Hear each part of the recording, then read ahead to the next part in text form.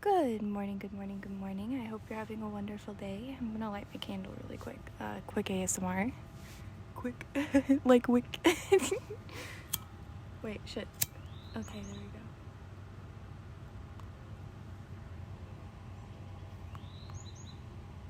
go. Okay, the ASMR did not work like how I wanted it to because it's not a wood wick. But I think it's the effort that counts. And then, oh my god, and I have my morning soda. We're just gonna do like a little morning routine.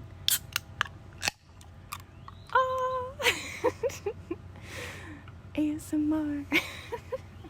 Okay. Yeah. I guess I've decided that I'm gonna ramble a little bit about the things that I think about, and I don't know. I don't really have anyone else to talk to about like my my philosophical thoughts.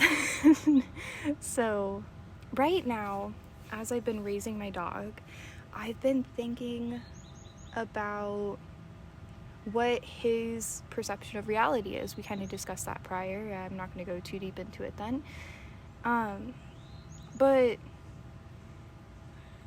I came to the realization that a lot of his behavioral patterns were due to me keeping him in an environment that promoted his negative behavior patterns. And I feel so bad for it because I never allowed for him to learn independence where we were prior. I let things happen around him, but I didn't let things happen with him. And to expand on that, I think when you're like a baby of any kind of species, right? Your new perception of reality is limited to your experiences, right?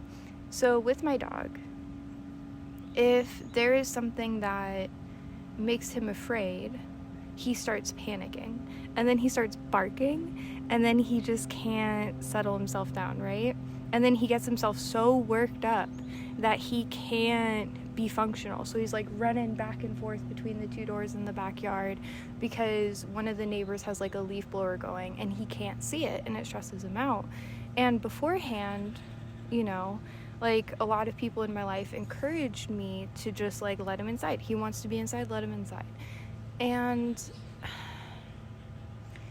I started having a dog that was afraid of everything because I was teaching him that the minute there's something scary that happens, is something that he should feel validated in being afraid of, and then in turn he should run away from everything, and that's not really productive because like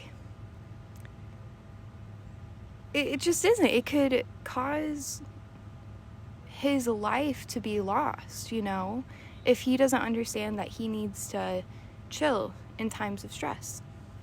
Like, obviously there's exceptions, yada yada. But, I should be able to take my dog on a walk around the block. And it's been getting worse since I've been living here. But, oh, 1 second. It's a low-flying plane.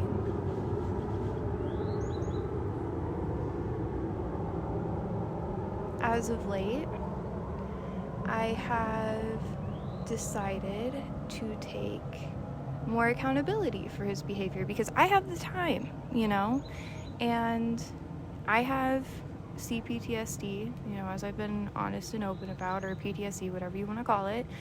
And I understand that, like, the only way to conquer your fear is to replace the bad memories with good memories. So that's kind of what I've been doing with my dog. It's been an interesting time. He's getting braver. It's wonderful.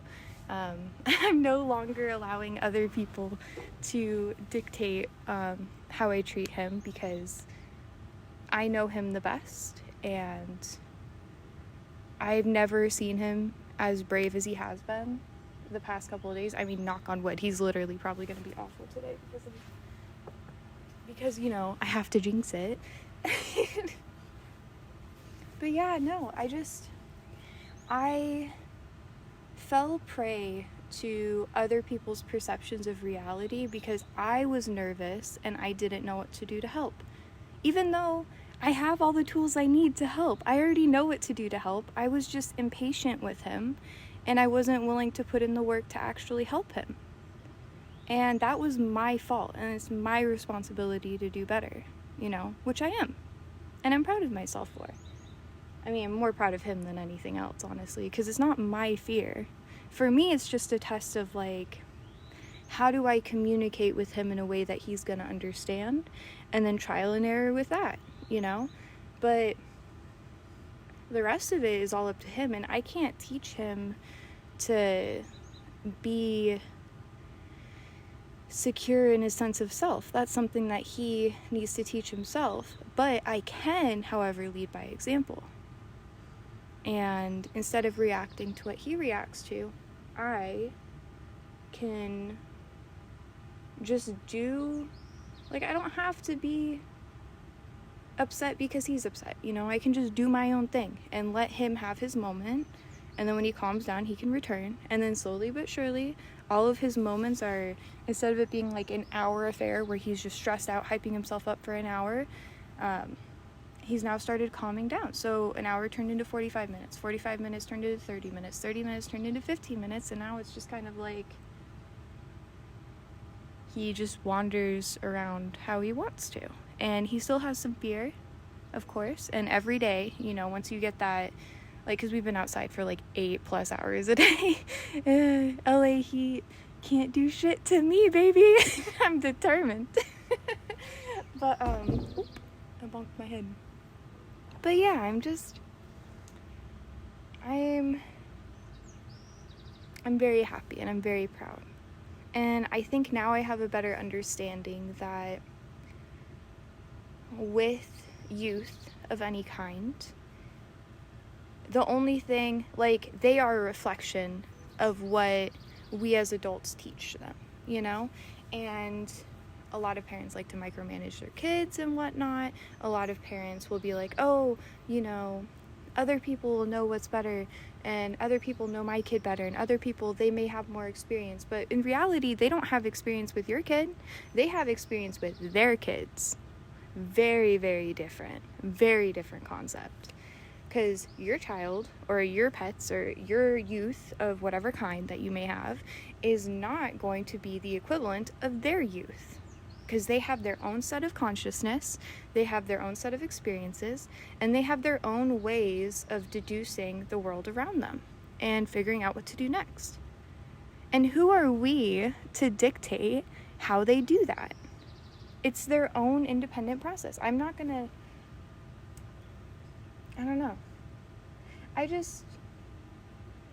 I'm not going to force my will on another being in a manner, like, I'm not going to force my will on another being because I think I'm right, you know? Because in this circumstance with my dog, I was 100% wrong. I was not being the accountable dog owner that I needed to be, and that was because I was in a place of insecurity.